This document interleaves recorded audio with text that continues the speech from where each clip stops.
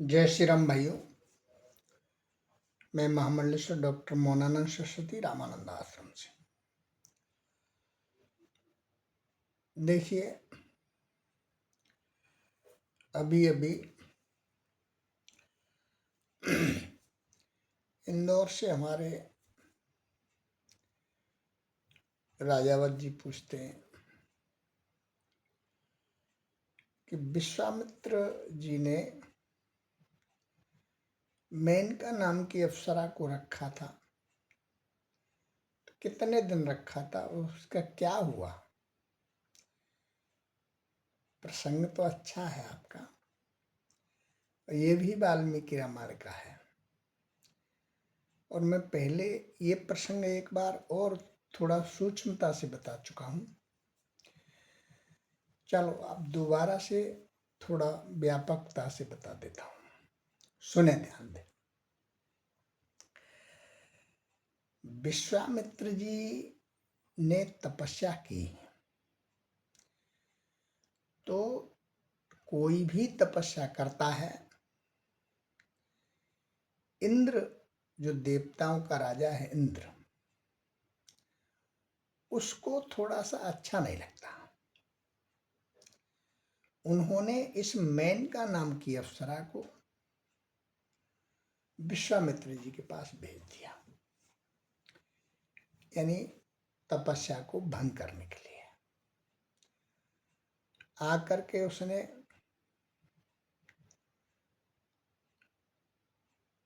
सरोवर में स्नान किया, गीले कपड़ों से अंग प्रत्यंगों का प्रदर्शन किया। विश्वामित्र जी महाराज की दृष्टि बदल गई। उसने प्रस्ताव रखा, विश्वामित्र जी ने स्वीकार किया और उसको रख लिया। 10 वर्ष रखा और 10 वर्ष में उनकी 100 साल की तपस्या खत्म हो गई। देखिए, दूध कितना भी हो और कितना भी अच्छा हो, 2 चम्मच दही या मट्ठा डाल दो, फिर देखो सुबह उसका क्या हाल होता है। नामो निशान मिट जाता है, दूध से वो दही बन जाता है। तो ठीक उसी प्रकार से हमारे अच्छे कर्मों को खराब कर्म जो है वो बहुत जल्दी काट देते हैं। ऐसा ही महर्षि विश्वामित्र जी के साथ हुआ। उस पीरियड में 10 वर्ष के पीरियड में एक कन्या को जन्म दिया, और जैसे ही कन्या हुई,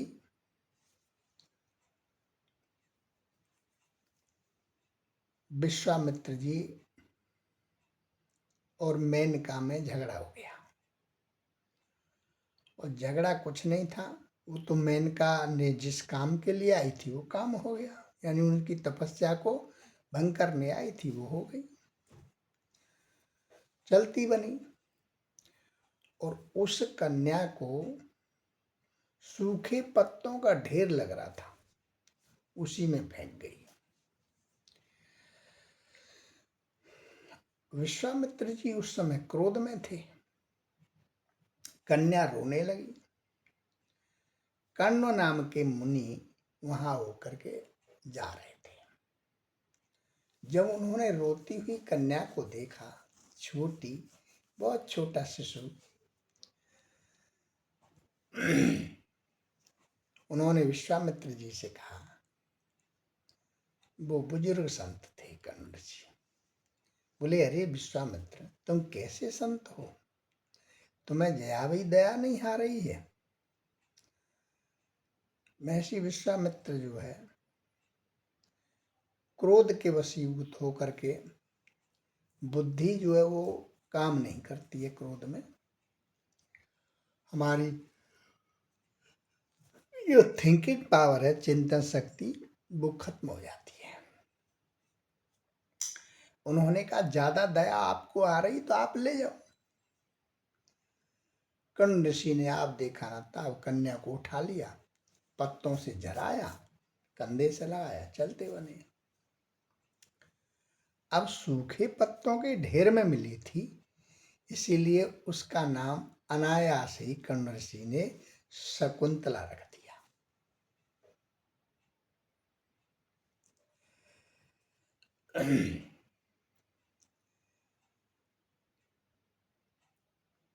दुष्यंत नाम के एक राजा थे।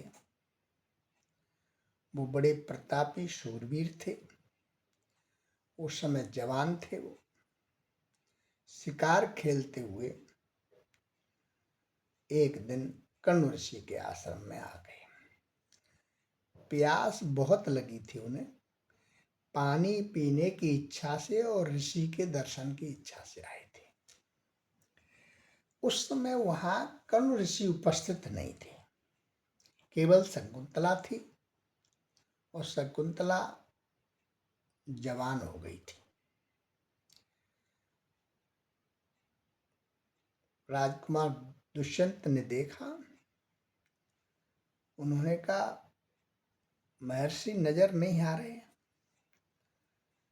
बोले वो नहीं है, कहीं गए।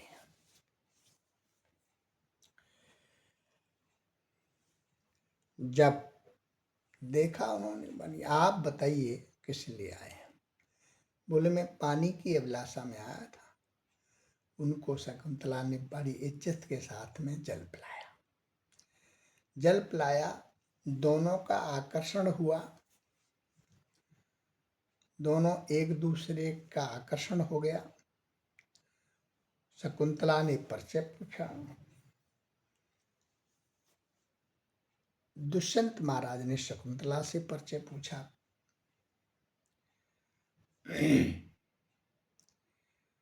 वो ठहर गए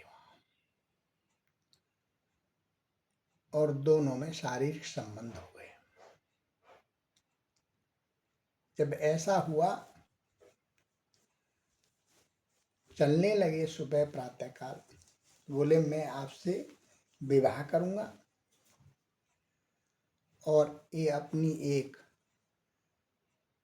अंगूठी निकाल करके उंगली से, जिसमें हीरा जड़ा था और दुष्यंत महाराज का नाम लिखा था, वो उसे शकुंतला को दिया अपने निशानी बतौर। मानिए आप भूल तो नहीं जाएंगे। बोले नहीं, ये अंगूठी आप दिखाएंगी, मैं तुरंत पहचान जाऊंगा, वैसे तो मैं आ जाऊंगा। दैवगति प्रभु की इच्छा। दुष्यंत महाराज चले गए।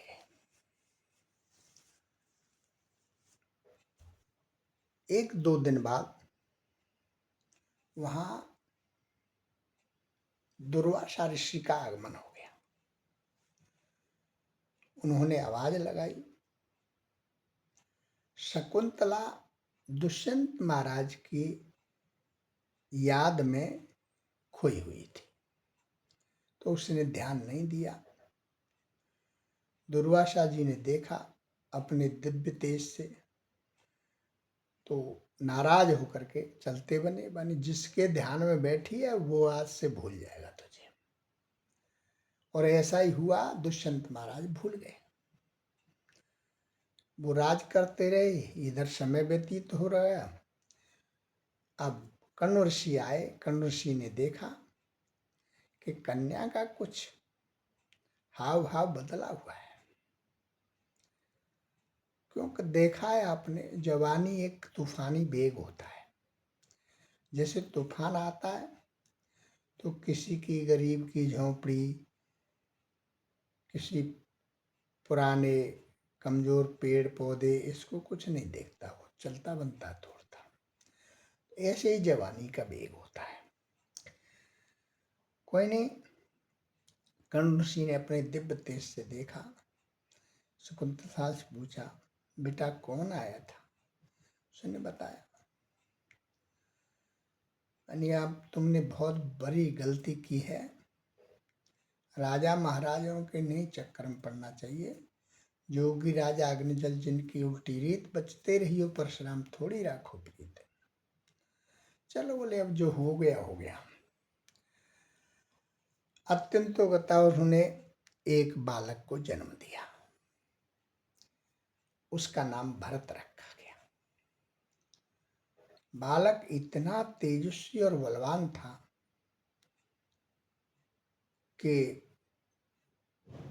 9 वर्ष का हो गया, शेरों को पकड़ करके उनके जबड़ों को खोल के उनके दांत गिनता था।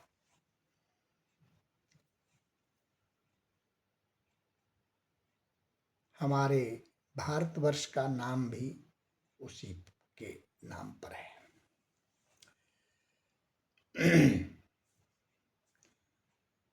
कोई नहीं, काफी समय व्यतीत हो गया। साथ खेलने वाले बच्चों ने भरत को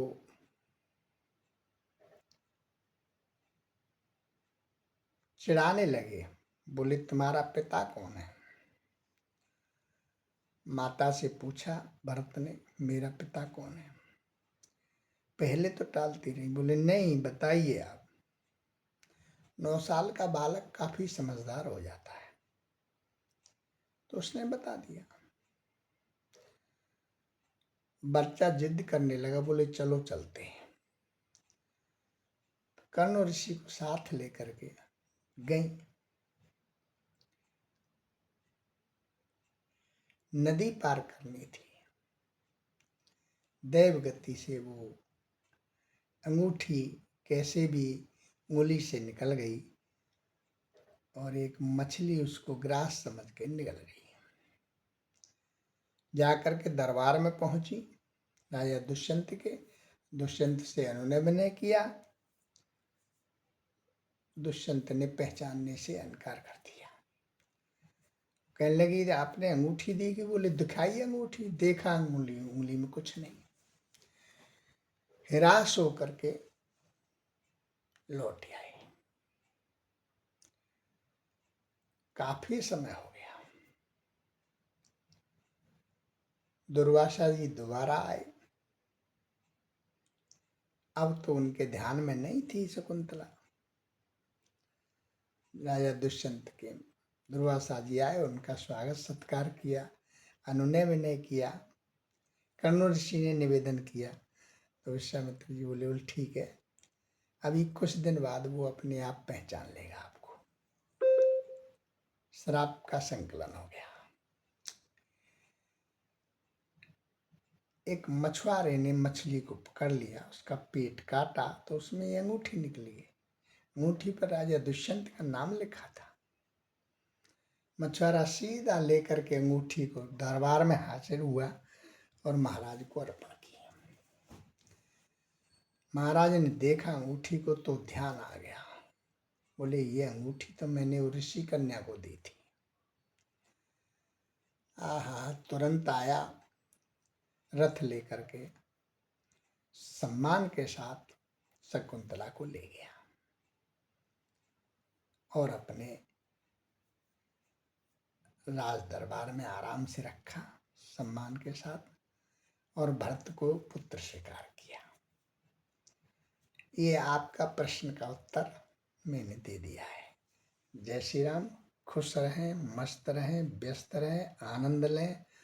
आज अंग्रेजी नया साल है, आप सब तरक्की